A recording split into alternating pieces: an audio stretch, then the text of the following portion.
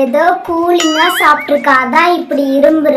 ஏய், நான் ஒண்ணுமே சாப்பிடல, நம்பு.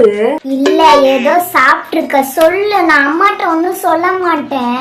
சத்தியமா கூலிங்கா எதுவுமே சாப்பிடல. நீ சொல்லு, நான் அம்மாட்ட ஒன்னும் சொல்ல மாட்டேன். நேத்து என்ன சாப்பிட்ட? நேத்து வரும்போது மழையில நனைஞ்சிட்டேன், அதான் இப்படி இருமலு.